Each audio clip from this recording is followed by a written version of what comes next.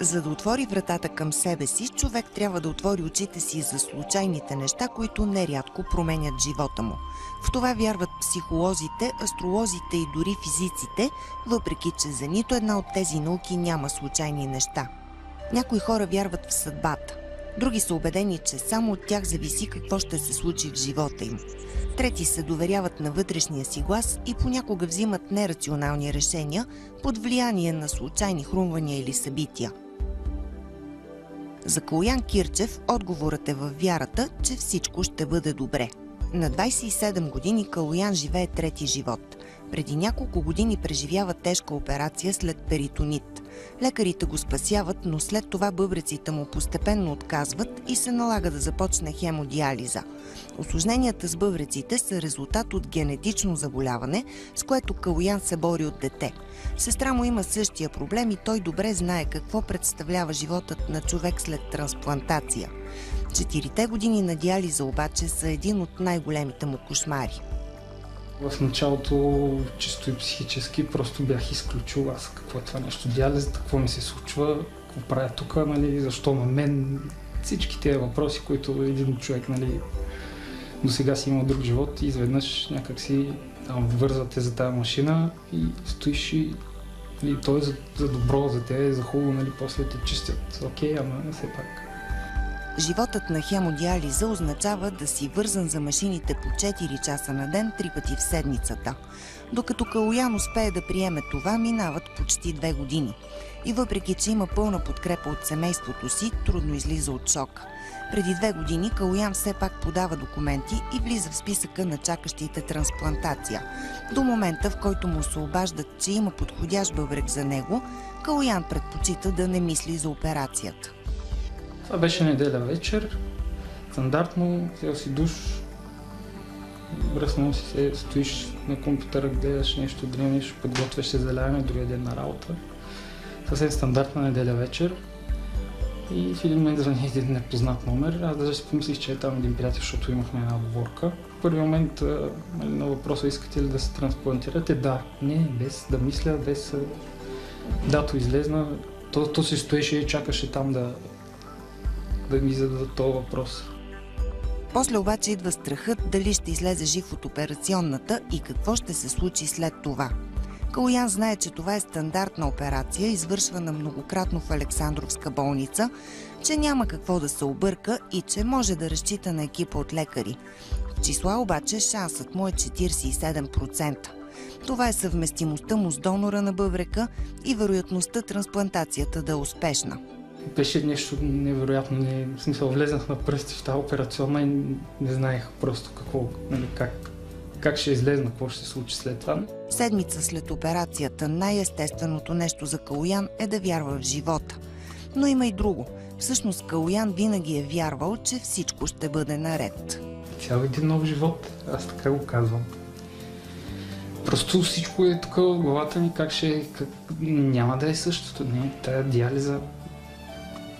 Няма диализа, вече колкото и нали, всичко да е лошо и да се случва, че трябва да се гледа позитивно на нещата, все пак нали, живота е хубав. Ние да го живеем. До сега, винаги дори то апендицит, който беше, пак си излезнах с добро, оздравях. Няма друг вариант нещата да се случат за мен. В смисъл, аз така си го мисля винаги за всяко едно нещо. Калоян знае, че възстановяването ще му отнеме много време преди да се върне към нормалния си живот.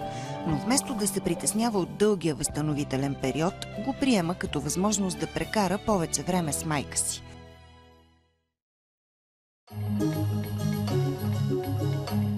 Красимир Георгиев изследва случайностите от 20 години. Причината – когато е на 13 години, оцелява след злополука благодарение на случайността. Нещата се случват през юли, когато Красимир и група деца играят близо до строеж. Изкопът е подготвен за изливане на бетон и от дупката стърчат метални платна и железа. Красимир пада върху тях и оцелява, защото в горещия юлски ден е облечен с 3 чифта панталони. Съзнанието почва да ми се възвръща, усещам болка в тялото и осъзнавам, че кръка ми ме боли.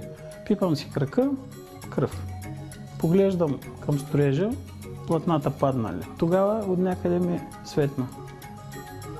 Лятото с къси панталонки, с дънки и с Самсунг, облечени едни върху други, без да знам защо, са ме спасили.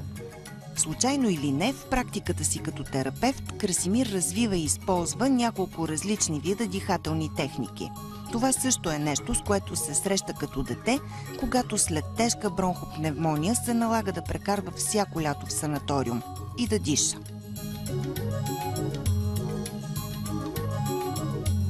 Мариана Петрова пък започва да се занимава с астрология, след като губи баща си. Тогава тя е на 21 години и цялото й семейство преминава през труден период. Няколко години по-късно Мариана губи и майка си. По това време вече се занимава с астрология и вижда тези събития в астрологичната си карта. Когато съм оставала сама със себе си и съм се замислила, ми е удивлявало от факта как по моята карта едва ли не такива важни, ключови събития в живота са отразени. Това наистина е удивително. Колкото повече време минава, толкова повече се убеждавам, че всъщност няма нищо случайно, колкото и фаталистично да звучи. Общото между тези истории е, че животът на тези хора е променен от на пръв поглед случайни събития. Никой от тях обаче не вярва, че тези събития са дошли случайно в живота му. И въпреки това всички те откриват смисъл в случайните съвпадения.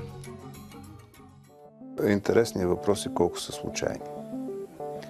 В действителност, ако човек направи един анализ, внимателен, на пръв поглед случайни събития, вижда, че нещата не са съвсем случайни. Взимаме съвсем прост пример. Човек печели шестица от тотото. Това случайно ли? Е по-случайно, трудно ще измислите, нали така? Да, ама за целта е необходимо няколко стотин хиляди човека да се решили, че могат да спечелят шестица от тотото. След това са си пуснали фишовете, защото ако не си пуснете фиша, колкото и да е случайен този свят, няма как да оцелите шестица от тотото. И след това на някой от тези няколко стотин хиляди човека се е паднал шанса. Тук е случайен елемент. Дали ще е Иван, Драган или Стоян.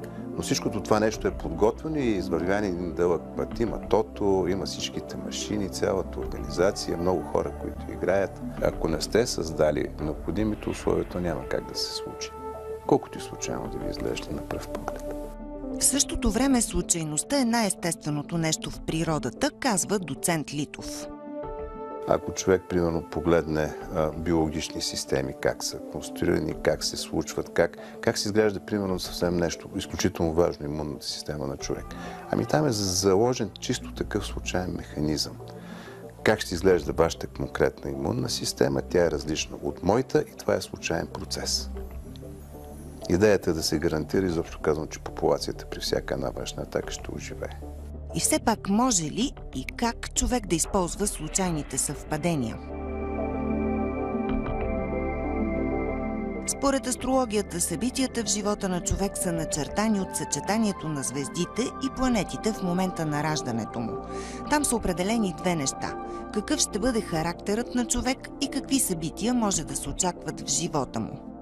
Ако човек, според тази логика, може да промени част от себе си, начина си на мислене, той може съответно да повлияе на събитията, т.е. да ни реагира по този начин, да не му се случат определени неща.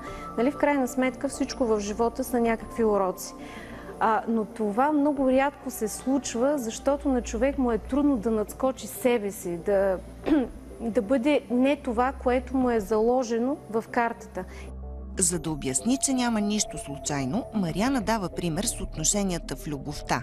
Според нея в звездните карти на двама души е заложено те да бъдат заедно, независимо дали тези отношения са щастливи или са някакъв урок за партньорите.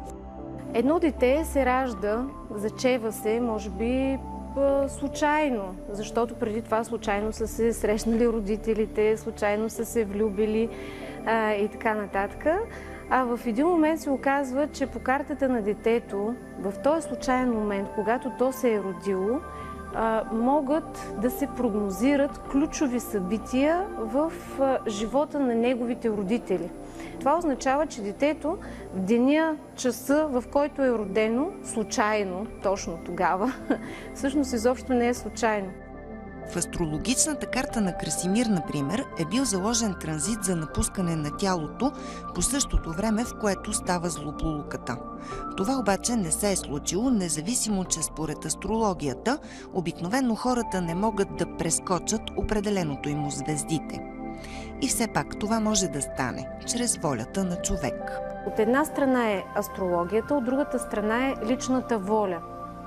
На мен всъщност много ми се иска да вярвам, че има някаква свободна воля, но тя много силно се определя от личностното ниво, от степента на израстване на самата личност. И всъщност смисъла на астрологията е наистина, ако може да покаже на човек някакви слаби черти, които той да преодолее и по този начин да промени съдбата си, да избегне някои негативи, които аз виждам, че са очертани в бъдещето. Иначе няма смисъл да казваш на някой какво ще му се случи. Астрологията обаче по-трудно може да отговори на въпроса как точно да променим нещата. Това е задача на психологията.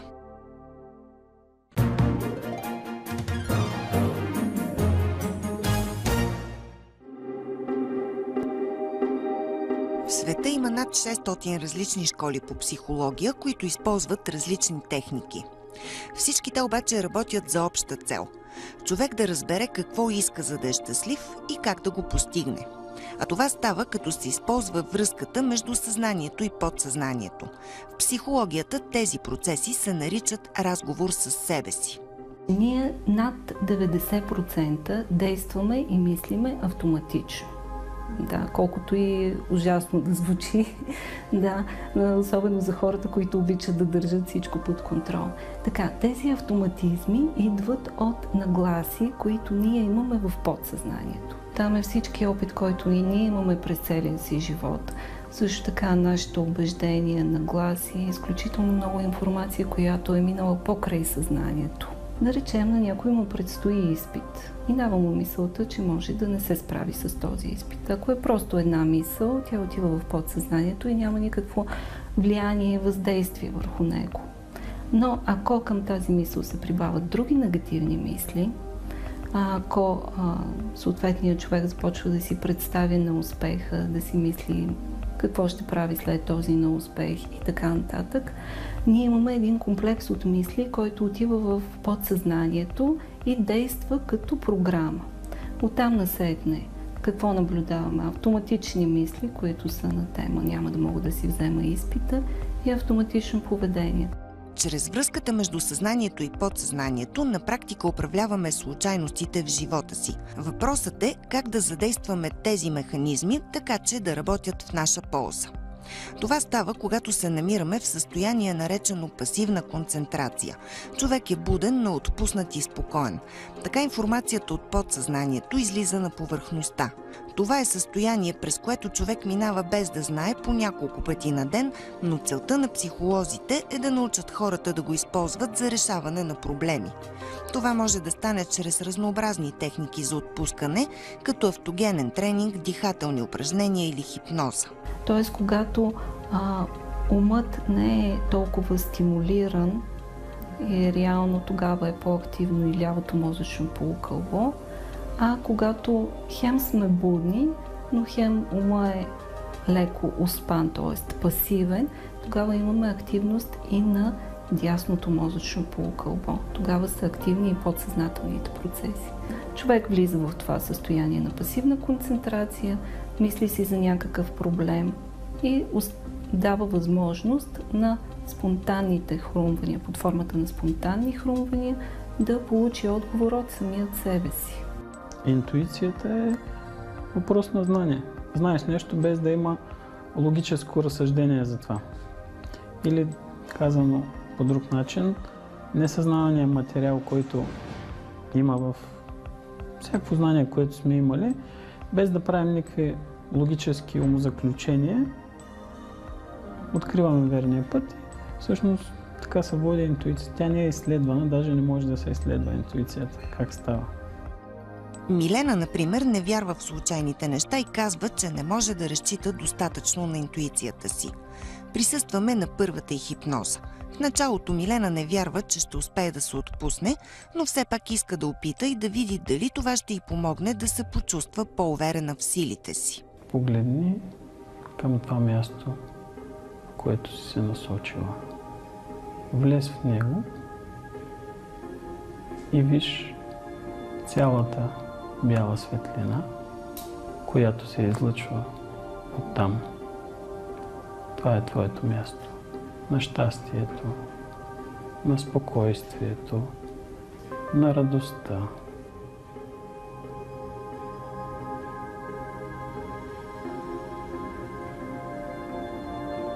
Като стигнем до 5, ще бъдеш в пълно съзнание, будна, тук и сега.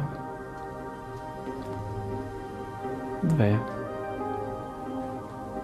Умът започва да се връща. Събуди се сега, когато искаш, можеш да отвориш очи, без да бързаш. Спокойно. Чудесно. Без да бързаш. Точно с тази лека усмивка се събуждаме. След хипнозата Милена споделя, че е по-енергична и по-позитивна. Ако следваш гласа и инструкциите, които са, не се отпускаш от само себе си. Имаш ли чувството, че като си под хипноза, не си спомняш нищо и нищо не разбираш какво става и си в някакво пълно невидение? Не. Нямам такъв. Ами не само, имам само чувството, че един вид отделяне на физическото от психическото състояние. И това, което ми направи впечатление, защото ти, нали, каза да си представя бяла светлина. Обаче преди да си представя тази бяла светлина, си имах чувство, че трябва, не знам защо, че трябва да е черна. Няма значение. В смисъл, твоя ум може да води самия процес. Въпреки че може да се ползва за засилване на вътрешния диалог, по принцип хипнозата е най-подходяща за справяне с различни зависимости. За засилване на интуицията и вътрешните сили на човека могат да се използват и различни техники на дишане. А бързия начин човек да достигне до отговора «Кой съм аз и какво искам?» е дихателна техника, наречена гностик интензив. При нея 2/3 от хората достигат просветление още при първия си опит да открият истината за себе си. В случая отново се използва информацията от подсъзнанието, за да се решат проблемите на човека. Тя е за осъзнаване на емоциите, на чувствата, за разблокиране на травми, които са от детството. Човек не знае, че ги носи. Примерно, като е бил малък, някой го е нагробил, ритнал е топка и го ударил с топката в гърба. И той се е почувствал застрашен. И е запазил спомена за това, че някой му е навредил. Забравя го. Дишаме, споделя. И което е най-актуално, най-големият проблем излиза на повърхността, а не което си мисли човека, че е проблем. И работим с него. И така като премахваме проблем след проблем, човек започва да живее истинската си същност и интуицията му се подобрява. Този тип техники са най-подходящи за хора, които са под сериозен стрес и при които не е възможен вътрешният диалог. Така те се отчуждават от самите себе си, не чуват вътрешния си глас и не могат да взимат правилните решения. Първо започваме с отпускане. Човек да се научи да се отпуска и да постига състоянието на пасивна концентрация. То е състояние, в което мисълта не е ангажирана с някакви разсъждения, дори има такива паразитни и натрапчиви мисли. Тоест, ние говорим за едно състояние на баланс и покой. Да. И това е нещо, което най-напред се тренира. Сега, като цяло, първоначалната ни цел не е подобряване на тази комуникация с самият себе си, а първоначалната цел е така да се постигне едно физиологично, емоционално състояние на подобрение и на баланс. Има много хора, които идват и с психосоматични проблеми, функционални смущения, така че нашата цел в началото е да се, с оглед на симптоматиката, чрез тези упражнения да стигнем до едно редуциране на симптомите. Едва след като се решат тези проблеми, се работи за изграждане на позитивни модели на мислене, които да привлекат в живота на човек правилните неща. Психолозите ги наричат програмиране, но дори те не могат да обяснят как се получава на практика това. И въпреки, че научно обяснение няма, чрез вътрешния диалог човек на практика материализира мислите си. А за да стане възможно това, трябва да успее да види случайните съвпадения и да се остави на спонтанните си хрумвания и емоции.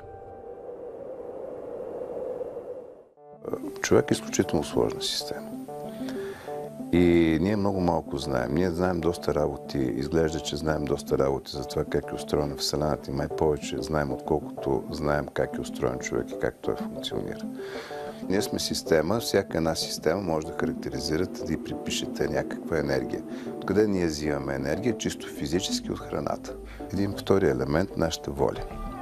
Това вече не е енергия, но това е нашата решимост да извършим едно или друго действие, което води до концентрация на наличната ни енергия и нейното използване в различна степен и по различен начин. Един човек може просто да ви попутне и толкова е неговата енергия, не че той не я притежава. Толкова е неговата мисъл и толкова е вложил в това движение, друг да удари тази маса и да я счупи на две. Той просто е концентрирал по определен начин повече енергия в мускулите на ръката си, чрез съответната настройка или тренировка на организма. Така че това са процеси, които се обясняват и те са добре известни как протичат и това е физика, химия, биохимия, биология. Въпреки различията за това как се случват различните процеси, учените се обединяват в едно. Когато знаеш на къде си тръгнал, вероятността да стигнеш точно там е много по-голяма, отколкото ако не знаеш. Аз познавам една форма на материализиране на мислите и това е когато човек има ясна идея, иска нещо да направи, извършва съответните действия и постига резултата. Ако мислиш само, ще си останеш в мислите. Ако направиш действие, тази мисъл може да се материализира. Важно е да знаем да плуваме, но също така и за да се развиваме, трябва и да се пуснем по течението. Тези хора, които имат воля, могат да си променят съдбата.